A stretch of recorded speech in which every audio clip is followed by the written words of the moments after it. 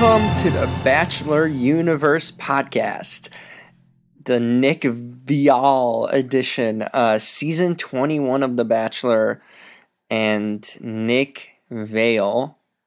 I don't know, what is his name actually? Viall? I'll go with Nick Viall. He's the Bachelor. I mean, this is the fourth time we see this man as on the show. If this won't do the job, I don't know what does at this point. So he's getting another shot at love. Last time he had a chance, he gave it all up on Bachelor in Paradise. He let Jen Bubich leave, and that was a major mistake. But I guess if you get offered the show, how can you say no, right? So he took the gig. And now he is the Bachelor. So there we go. We get the whole season of Nick. And season 21, first episode, gets started with the obvious intro. Get to see Nick in all his glory. Which isn't much. I mean, obviously, he's driving around LA, trying on suits, acting all cool. So we get an introduction to Nick for the fourth time, because as if we don't know who he is. We see again that he's from Waukesha. And yeah, that is a town of not many, with his multiple family members, as we remember from previous seasons. They're all shown. And that's the intro to him. And of course, the male prep talk, or pep talk, not prep. That would be completely different and bad. So part of the squad is Ben Higgins, last year's Bachelor, the Bachelor before him, Chris Soules, and the Bachelor before him, well, it wasn't Juan Pablo, but the one that counts, that's still in the Bachelor Nation, Sean Lowe, the king of Bachelor Nation, pretty much. So those three guys are giving Nick advice, and actually Ben offers some decent advice, which is surprising. Ben tells Nick to be himself, and he, can't be anything other than that. We know that Nick can't be anything other than that. So we get these advice sessions, and they don't really mean much. Now on to the most important part, the intro of the women videos. So these are like the precursor to the actual arrival of the women. First girl is Rachel. She's an attorney, and she likes to vacuum, apparently. That's her thing. So she's an African-American woman. She likes to vacuum. She's smart. That's Rachel. The second one is Danielle L., who is a salon owner, and she's interested in Nick as a Bachelor. So, I mean, you'd think hopefully she would be, right? She's on the show. Next girl in the video we see is a really, really smoking hot chick. Her name is Vanessa. She's an Italian, 100% Italian chick, special ed teacher, and she speaks French. That's kind of interesting, French-Italian stuff. Good mix, good look. Josephine is a blonde nursing student that may or may have an obsession with her cat. She does.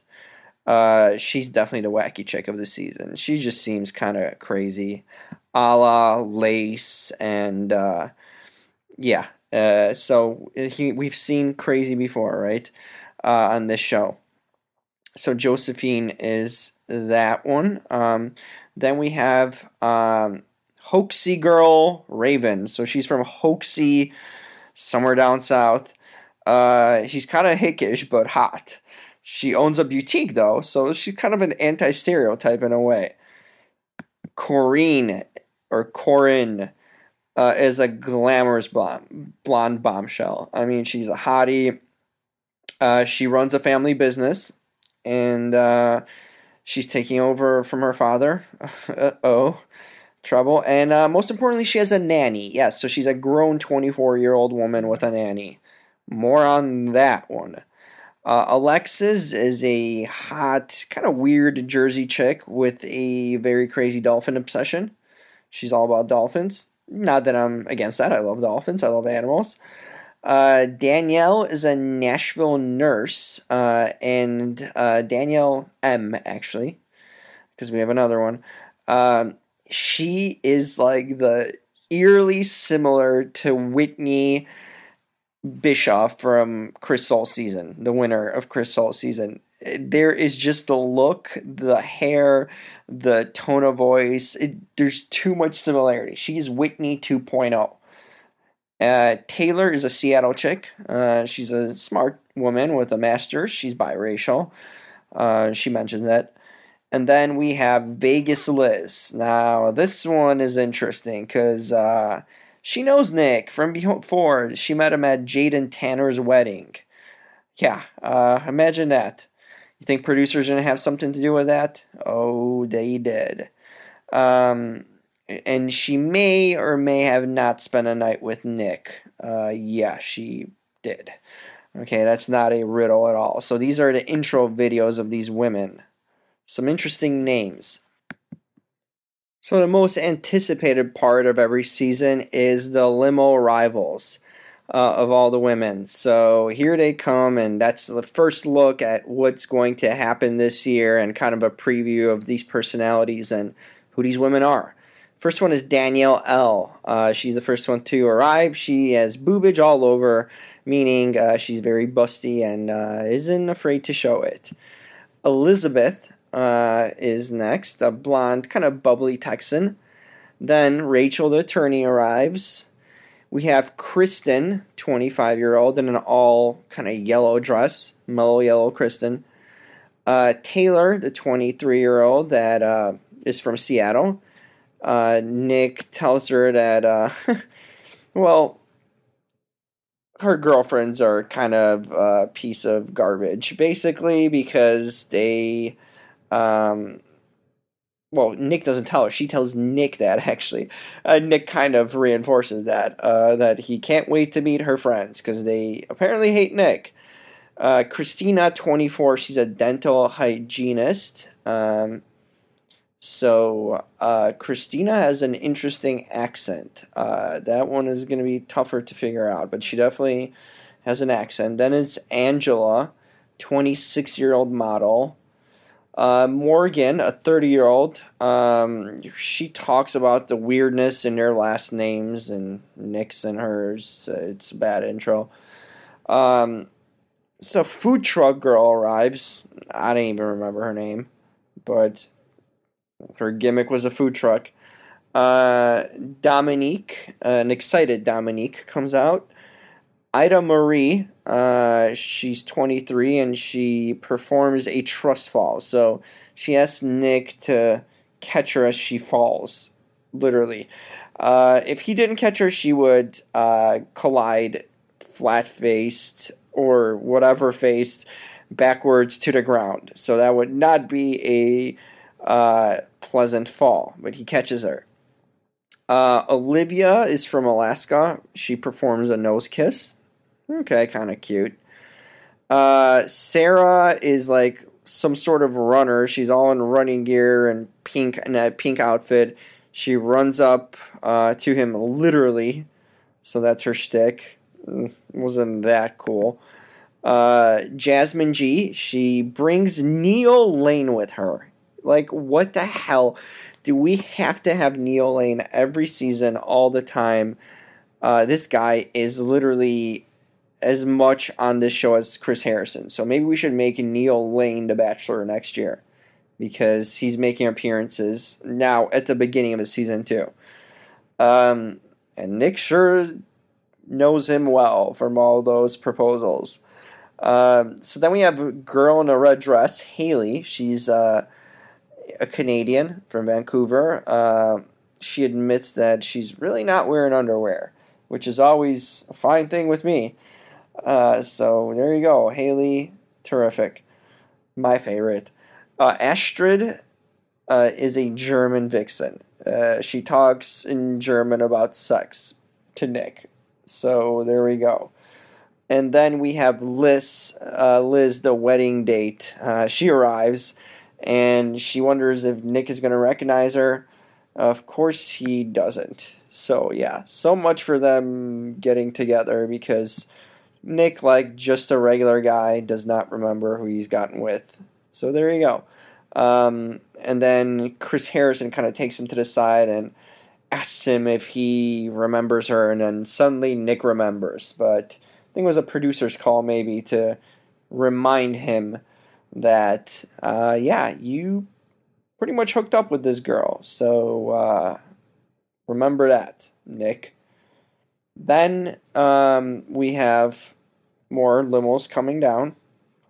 We have Corinne, the business owner from Florida. She's a really hot blonde. Then we have Italian girl who speaks French, Vanessa. She arrives. Then we have Danielle, the Whitney clone, who arrives with maple syrup, and he licks off the syrup off her fingers. So, not sure what that all means, but it happened.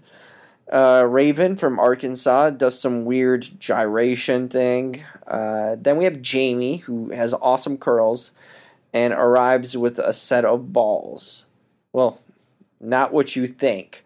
The ball she was talking about, that she kind of fooled Nick on, was a nose ring with two little ball hooks on them. That was hidden, actually. Then Susanna gives Nick a beard massage, which is really odd. Josephine comes out with a wiener in a book. Like, literally a wiener. Well, it's a hot dog. In a book. And they bite into it together. It was just really weird. Kind of fitting for her weirdness. Brittany, 26, she comes with some rubber gloves. Maybe that's a sign of something. She's probably hygienic and maybe very aware of the mess and the diseases that might be around that house. Whitney is a Pilates instructor, and she comes out, and then Lacey arrives on a camel, and she's all about humping. So we know what Lacey's about. And then finally, Alexis arrives in a dolphin costume. And it's really not a dolphin costume. It certainly looks like a shark costume. So there it is. And that's like the big talk of the house about it being a shark costume, or people can't decide. It's clearly a shark costume. This girl, for someone who loves dolphins, she has no clue how a dolphin looks like. So she comes well equipped in a shark costume, but I guess give her credit for it, for doing something out of the box. I don't know. She's just the oddball, for sure. Not as crazy as Josephine and weird as her, but definitely not, the smartest tool in the shed. Then, I mean, the women just talk about how the women talk about how Nick is so manly. Since when and whatever established him being so manly?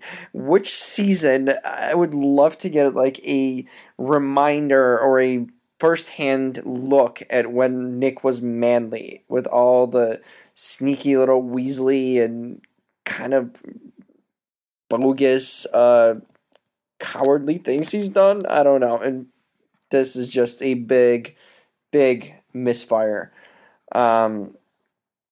So then Nick obviously starts sitting down, kind of talking to the women individually, doing a little mingling session. And among them, he talks to Rachel, who is also done work in Milwaukee, so they kind of have that Milwaukee connection. But this is where Nick utters the most disgusting word of the season, and that is that he is a Packers fan. Now, as a Bears fan myself, that is clearly not something I would ever support or approve. So Nick, yeah, Packer fan, that says it all. Even though the guy lives in Chicago. So that's how it goes with these Packer fans. They all move to Chicago. You don't see Chicago people move to Green Bay, but other way around. And he's not even from Green Bay, first of all. The guy is from Waukesha, which is like right by the border of Illinois. And it's a lot closer to Chicago. But go figure. The guy lives in Chicago. He's a Packer fan. Whatever. So Harrison arrives with the first impression rose, and of course the girls are scrambling. Meanwhile, I am trying to figure out what this Christina's accent is all about and where it's from. It's definitely Eastern European. I would know, but she has not revealed it. So yeah, Jasmine, the basketball dancer, she gets shut down by Nick. And the dolphin shark is basically getting food thrown in her mouth. Like a dolphin, of course. That she's not. But she does decide to go into the water and do a dolphin call. So she's basically making weird noises in a shark costume in the pool. So whenever you think you've seen it all, you haven't. This is what happens. Oh, and she loves the Miami Dolphins, so that kind of explains it all.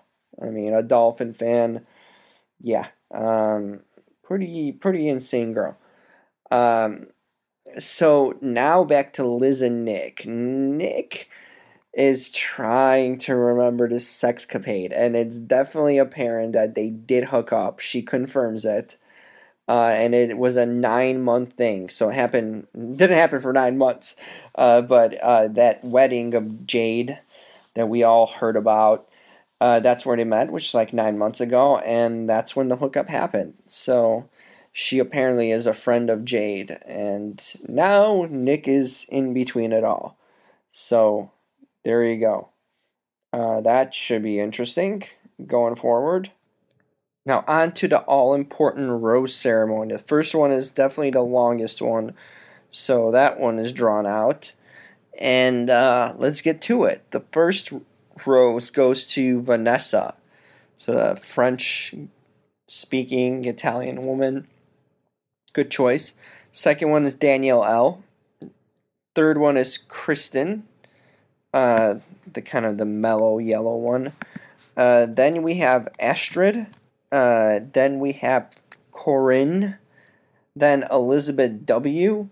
No idea who she is. Then you have Jasmine, the pro basketball dancer. Jasmine.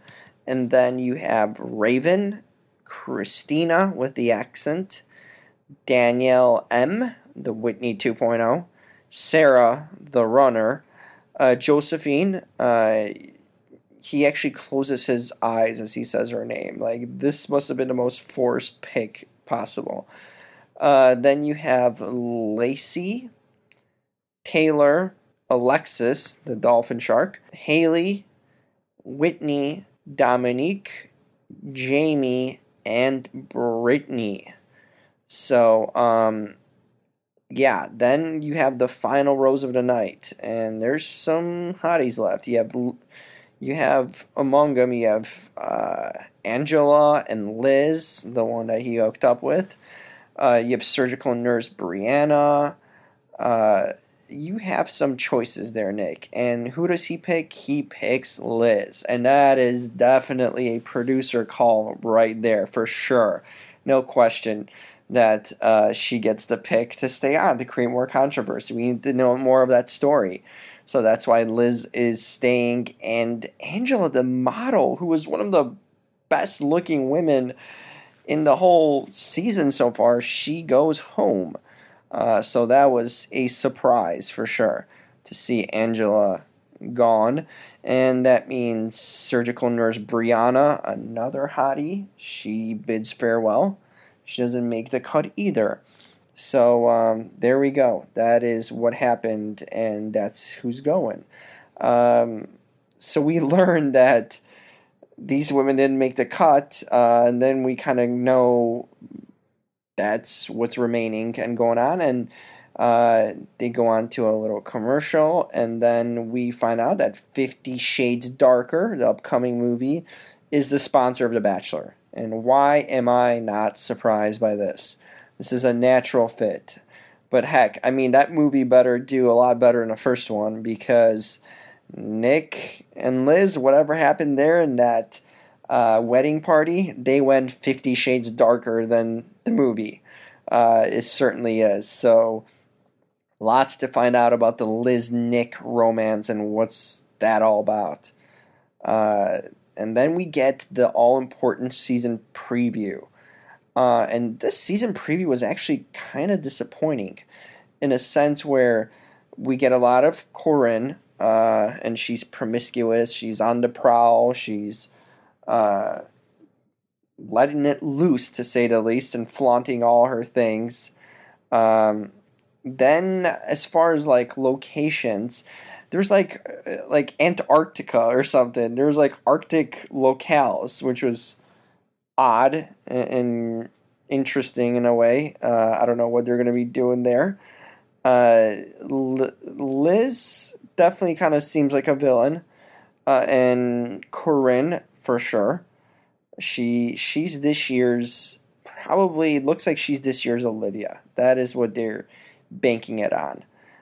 We see Nick cry a few times. Surprise, surprise, to no one. So Nick cries for whatever reasons.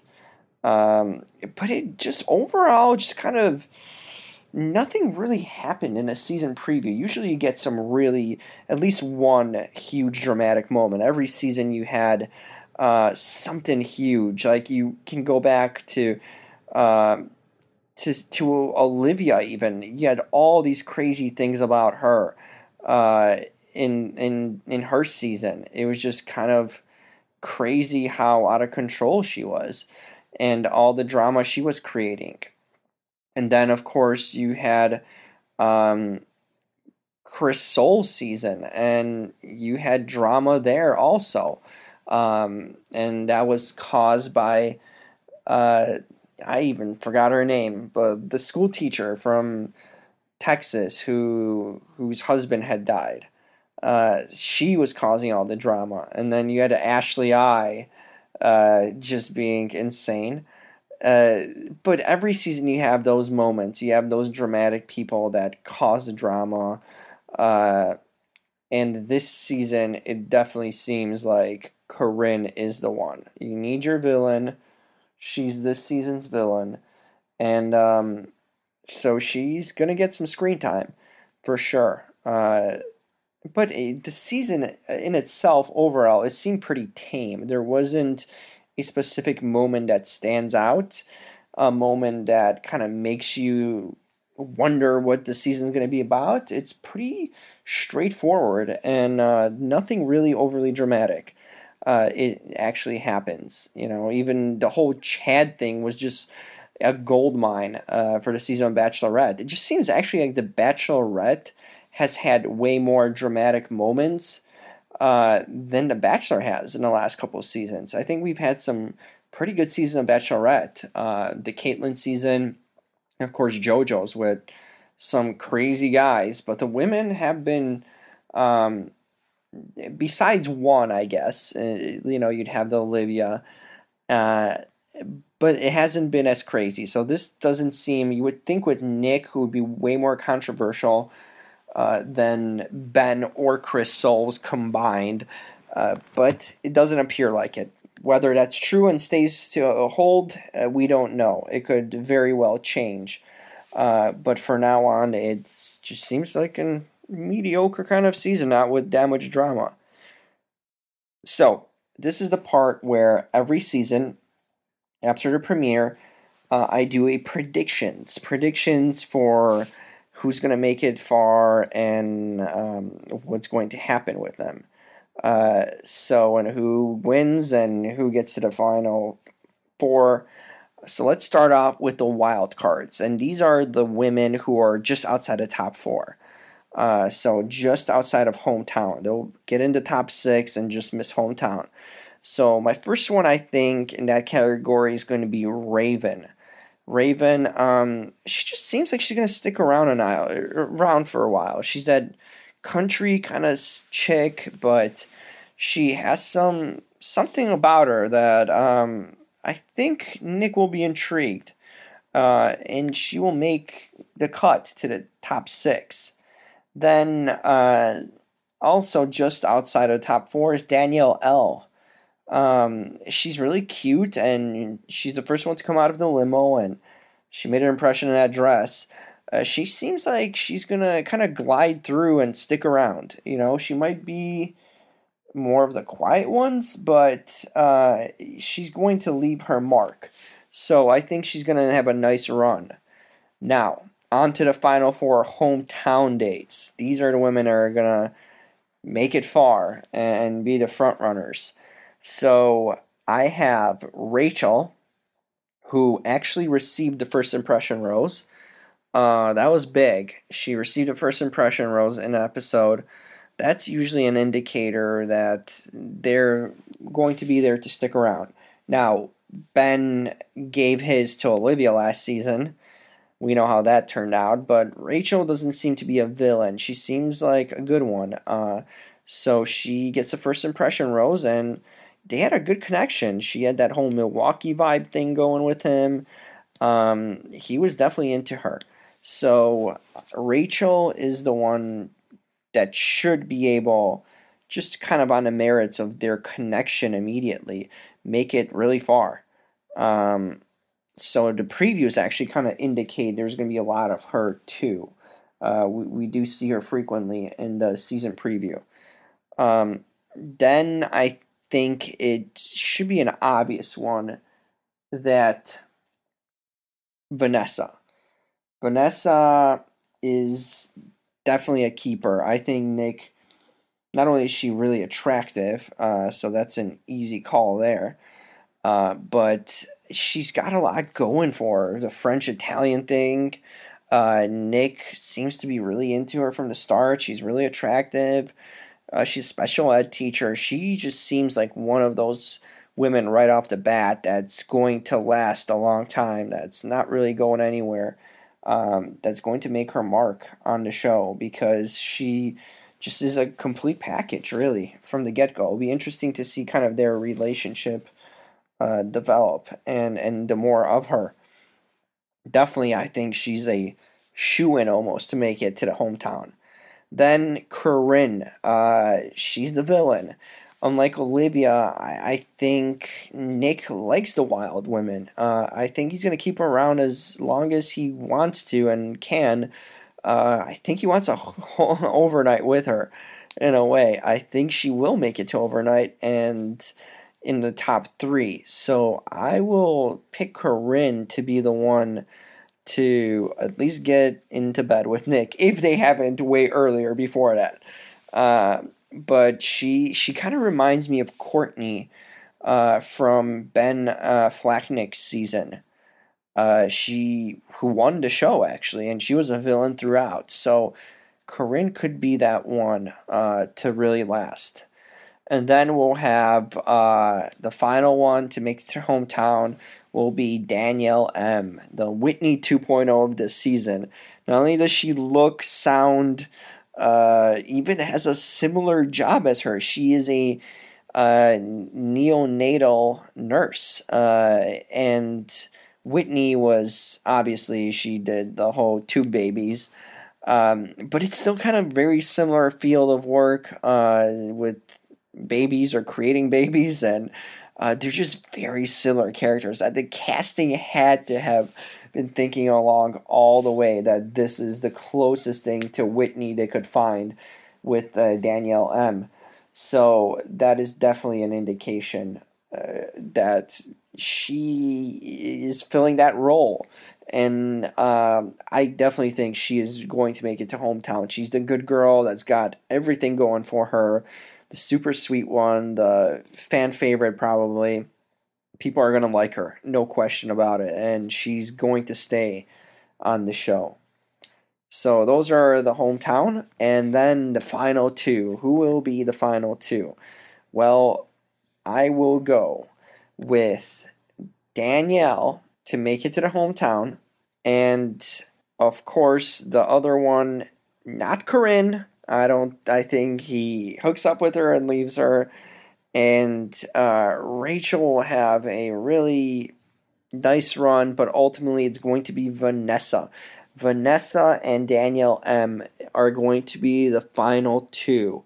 And it's basically Nick going after two good girls. Two girls that would be pretty good wife material, or women that you would want to have at the end. So it's going to be the battle of the nice women. They're very different though.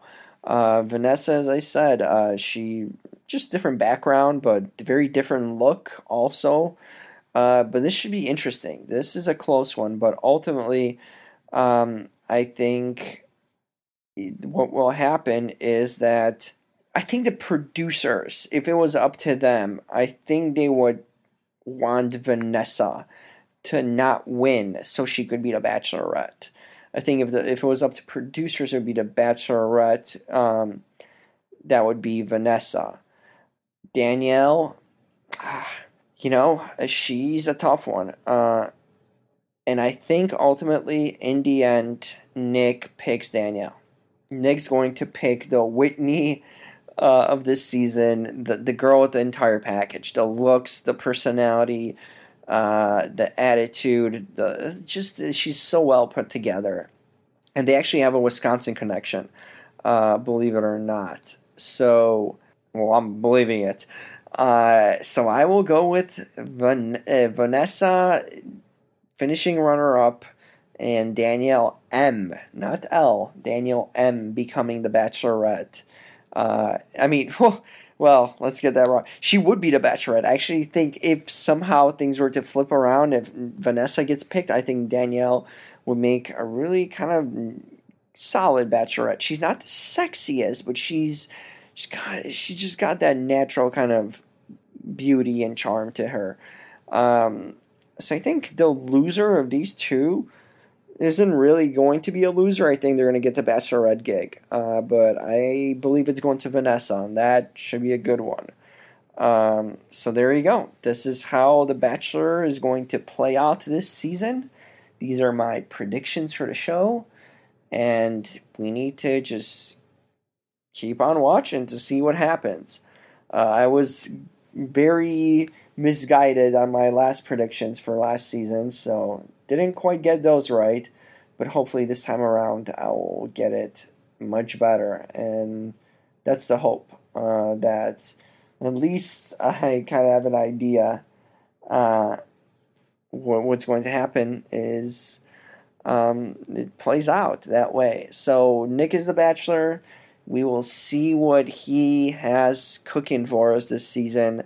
I'm still expecting a fun and, interesting season, just because he's so well aware of the show. He's so in tune with what the producers want. He's so just a veteran that knows how it all deals with. And you heard him talk on multiple outlet interviews after every run, as on The Bachelorette or even Bachelor in Paradise. He loves the media, he loves attention, so this guy knows exactly what to say and what to do. So that's a guy to kind of keep an eye on and how he's going to act. Is he going to play along with the producers and kind of act his way through it, or is he genuinely there to find someone? We'll see, because a guy like that, at this point, you almost think, what is wrong with him that he can't find a normal woman? Like, as much time as he spent on the Bachelor franchise, dating, it's been a few years already. Like, there's certainty that he would find someone in the real world if he actually tried. So maybe he's purposely staying single just so he can keep on getting these gigs, but this has to be his last shot. Remember, Luke Pell was supposed to be the guy, and people are still upset that it's not Luke and it is Nick, but that's who it is. And the women overall, there's some hotties. I expected kind of more bombshells, more really like stunning women, And not really, there's a lot of cute ones, but no one that really stands out like, oh, wow, that sort of thing. There's no JoJo in this season. Like, JoJo was just stunning when we saw her. So there's really no JoJo in this season. There's a lot of attractive women. I think Angela was the best of the bunch, and she got sent home. So go figure. Nick didn't want that. Or even Ida, that girl that was a contender in my mind. But that's what happens with Nick. He goes for what he wants. So we'll see what happens. That's it for the first episode of recap of Bachelor Season 21 with Nick Viall. And make sure to check out my blog at bacheloruniverse.wordpress.com. That is, or you can just type in Bachelor Universe on Google and it should be one of the top searches. And that's how you find it. And make sure you join next week to listen to the recap of the next episodes coming up. There's to be drama, and it's coming. I can assure you that. If you want to reach out to me, feel free to do so with questions, comments, concerns. You can reach me at JimRKO on Twitter and on Instagram at jim.alexander11. So that's who I am, Jim Alexander. This is Bachelor Universe Podcast, and I will talk to you guys soon. So enjoy this season of The Bachelor, and it's going to be the other guy's time, finally. I really wonder what he's thinking about it. The man who invented the other guy phrase. He's off with Caitlyn now. He doesn't have to worry about anything. He doesn't care.